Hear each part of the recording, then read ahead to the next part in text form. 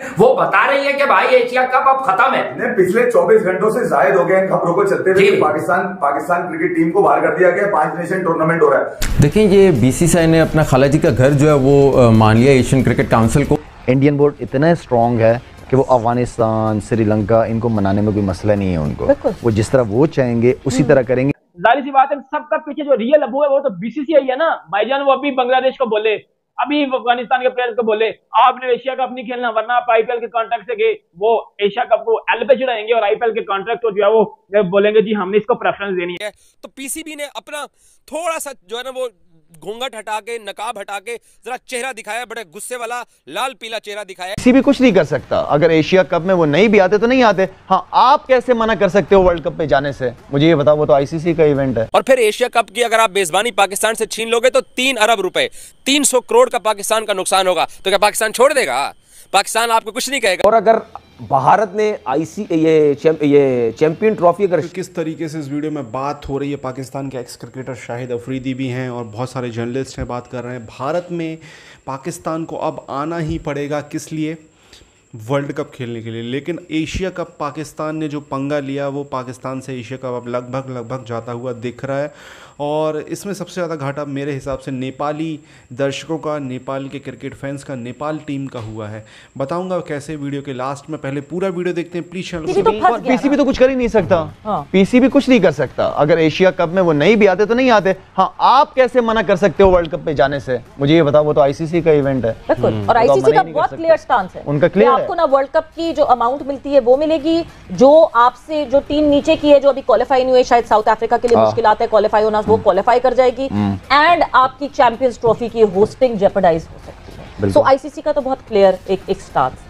But लाला एक और चीज जब हम एशियन क्रिकेट काउंसिल की बात करते हैं तो सिर्फ ये नहीं होगा, बिकॉज सारे बोर्ड मेंबर्स को अग्री करना पड़ता है अगर कोई इवेंट कैंसिल करना हो या न्यूट्रल वेन्यू पे जाना हो। ठीक है। तो एक तो पाकिस्तान के ताल्लुकात बीसीसीआई से तो खराब होंगे ही। ठीक है। मगर साथ ही साथ क्योंकि श्रीलंकन बोर्ड भी अग्री करेगा, बांग्लादेश बोर्ड भी अग्री करेगा एंड अफगानिस्तान बोर्ड भी अग्री करेगा, यानी हमारे इस ब्लॉक से ताल्लुकात खराब हो जाएंगे। ये तो बहुत बड़ी आपने बड़े जबरदस्त तरीके से इसको देखा है सवेरा।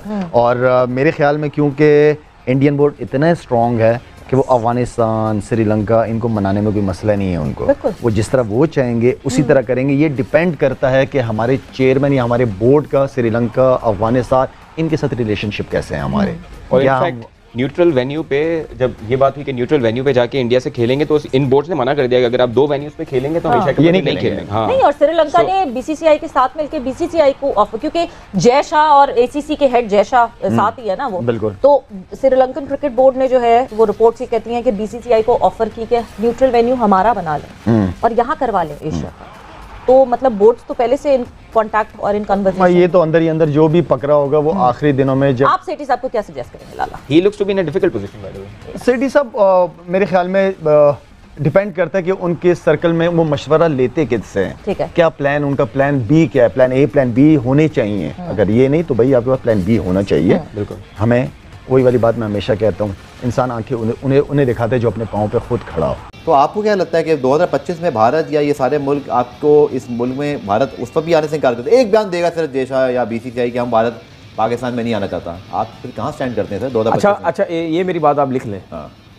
अगर इंडिया ने एशिया ये चैंपियन ट्रॉफी 2025 की अगर पाकिस्तान आने से मना कर दी ना और आईसीसी मान गया अगर इसके ऊपर, तो इसका मतलब जीरो वैल्यू आईसीसी की।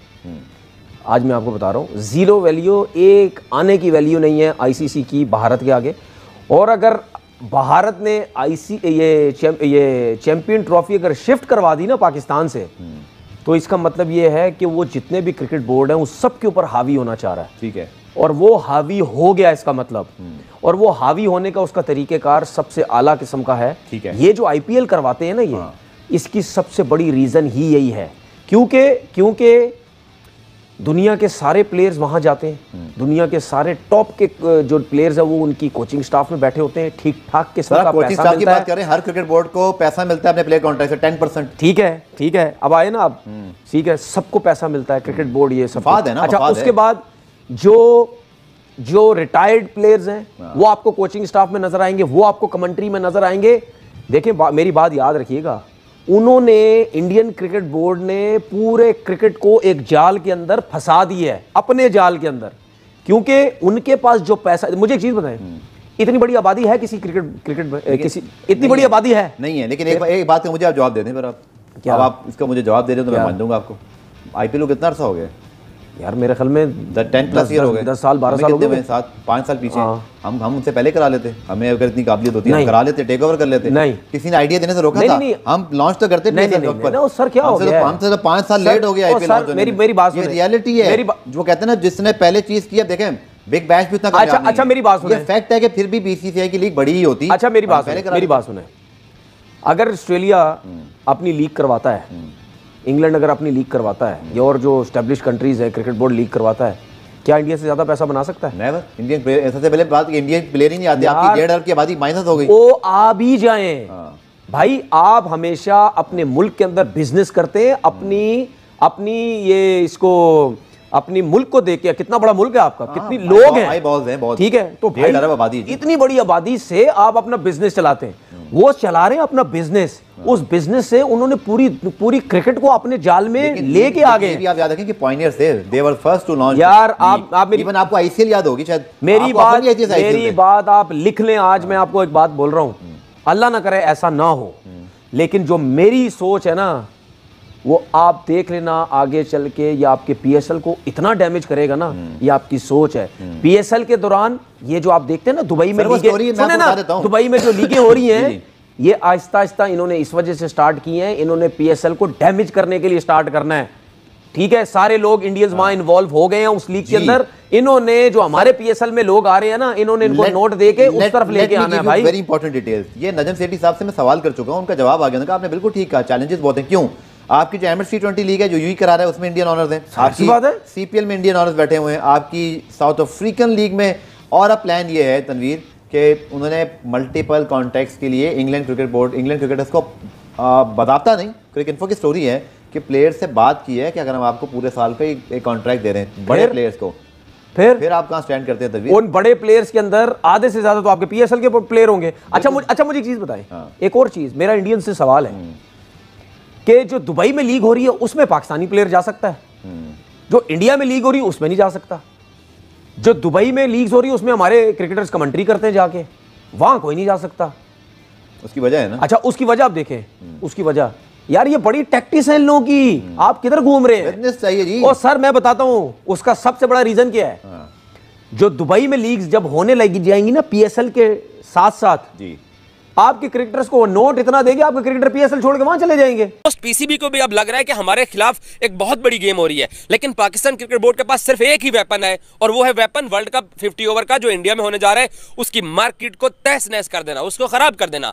और बीसीसीआई और आईसीसी ये जानते हैं कि अगर पाकिस्तान के ऊपर हमने छुरी चला दी, पाकिस्तान का एशिया कप का हमने खराब कर दिया, तो पाकिस्तान हमारा वर्ल्ड कप खराब कर देगा। और अगर पाकिस्तान ने ये वनडे वर्ल्ड कप इंडिया का खराब कर दिया, पाकिस्तान ना गया या इंडिया ना गया, या पाकिस्तान ने अपने मैचेस बांग्लादेश, श्रीलंका या किसी और मुल्क में खेल लिए, तो तब वर्ल्ड कप की इंडिया के अंदर होगा, उसकी वो वर्थ और वैल्यू नहीं रहेगी। क्योंकि हर वर्ल्ड कप में दोनों टीमों को एक ही ग्रुप में रखा जाता है, और दोनों टीमें वो जो मैच खेलती हैं आपस में, राउंड मैच, वो बहुत बड़ा मैच होता है। और फिर एशिया कप की अगर आप मेजबानी पाकिस्तान से छीन लोगे तो 3 अरब रुपए, 300 करोड़ का पाकिस्तान का। तो ये वीडियो यहाँ पर होता है खत्म। आपको बताया मैंने कि पाकिस्तान का एक अड़ियल एटीट्यूड, पाकिस्तान का एशिया कप ले डूबा। भारत ने एक डिमांड रखी थी कि भारत पाकिस्तान में जाकर एशिया कप किसी भी हालत में नहीं खेलेगा, भारत न्यूट्रल वेन्यू में खेल लेगा, लेकिन पाकिस्तान में जाकर एशिया कप नहीं खेलेगा।